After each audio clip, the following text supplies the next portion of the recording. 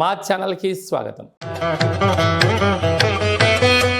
కర్కాటక రాశి వారికి ఒకవైపు అష్టమస్థాన శని, మరొక వైపు ఆదివారం అమావాస్య పుష్యమి నక్షత్ర సందర్భంగా ఆ పుష్యమి నక్షత్రం కర్కాటక రాశిలో ఉండడం, కర్కాటక రాశిలోని రవి సంచారం చేయడం వలన ఎలాంటి ఉపయోగాలు, భగవంతుడి ఆశీస్సులు ఎలా పొందాలో ఈ వీడియోలో సవివరంగా సంపూర్ణంగా తెలుసుకుందాం.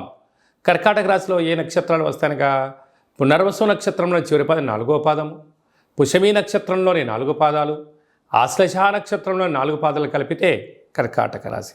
చాలామందికి పుట్టినటువంటి కాల సమయంలో డేటా ఆఫ్ బర్త్లో లేనటువంటి కారణం వలన పేరు యొక్క మొదటి అక్షరాన్ని అనుసరిస్తూ రాశిని తెలుసుకునే ప్రయత్నం చేద్దాం. హీ, హూ, హే, హో, డా, డి, డు, డే, డో అక్షరాల వారందరూ కూడా కర్కాటక రాశి జాతకులే. కర్కాటక రాశి అధిపతి చంద్ర భగవానుడు. రాశిలోనే రవి సంచారం, రాశిలోనే పుష్యమి నక్షత్రం సంచారం చేయడం, ఒకవైపు అష్టమస్థాన శని, శని భగవానుడు కుంభరాశిలో జలరాశిలో వక్రగమనంలో ఉండడం, ఈ ఆదివారం అమావాస్య పుష్యమి నక్షత్ర సందర్భంగా ఉండబడే వారందరూ కూడా మీరు వ్యవసాయ క్షేత్రాల్లో కానీ పొలాల్లో కానీ తెల్ల జిల్లెడి యొక్క వృక్షాలు చాలా కనపడుతూ ఉంటాయి. ముందుగానే చూసుకొని ఒక 6 రోజులు ముందుగా ప్రతిరోజు వెళ్ళి ఒక చెంబు నీళ్ళు పోసి దీపాన్ని పెట్టి రోజు దండం పెట్టుకొని రండి. ఆ ఆదివారం అమావాస్య రోజున పై కొమ్మలను తీసేసి భూమిలోంచి పెకలిస్తే వచ్చే స్వామివారే శ్వేతార్కవర సిద్ధి మహాగణపతి స్వామివారు.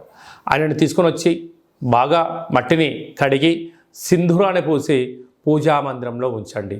అద్భుతమైనటువంటి ఆనందకరమైన విశేషమైనటువంటి ఆ సాక్షాత్గా వరసిద్ధి గణపతి స్వామికి ఆశీస్సులు కలిగి ఆనందం, అదృష్టం రాబోయే కాలమంతా సువర్ణ యుగం అని చెప్పి గమనించాలి.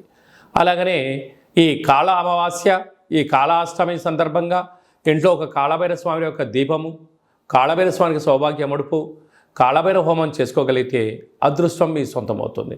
అలా కుదరలేనటువంటి వాళ్ళు ఈ కింద నెంబర్ సంప్రదించినట్లయితే మీ పేరు పైన ప్రత్యేకంగా కూష్మాండ దీపాన్ని, కాళభైరవ హోమాన్ని చేయించి వీడియో కాల్ ద్వారా ప్రత్యక్షంగా చూపించి మీకు ప్రసాదాన్ని కూడా అందజేయడం జరుగుతుంటుంది.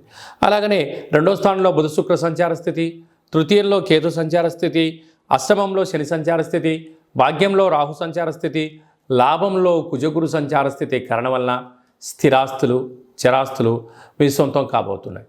కనుక ఈ అష్టమి రోజున, ఈ అమావాస్య రోజున దూర వాయు జల ప్రయాణాలు పెట్టుకోవద్దు. ప్రమాదాలు పొంచి ఉన్నాయి, జలగండాలు ఉన్నాయి. పవర్తో, మ్యాగ్నెట్తో, ఆయుధాలతో దయచేసి చెలగాటం ఆడవద్దు. అలాగా స్వయం వృత్తులు, సేవా రంగాలు, వ్యాపారాలు, రియల్ ఎస్టేట్ రంగాలు, హోటల్ వ్యాపారాలు, సాఫ్ట్వేర్, హార్డ్వేర్ ఉద్యోగస్తులు, వ్యవసాయ సోదరీమణులు, గృహ భవన నిర్మాణ కార్యక్రమం చేసేవారు, అనేక రంగాల వారికి మంచి కాలం ఉంది. జాగ్రత్తగా దీపం ఉండగానే ఇల్లు చక్కబెట్టుకోండి. రాబోయే భవిష్యత్ అంతా కర్కాటక రాశి వారిదే అని చెప్పి గమనించాలి.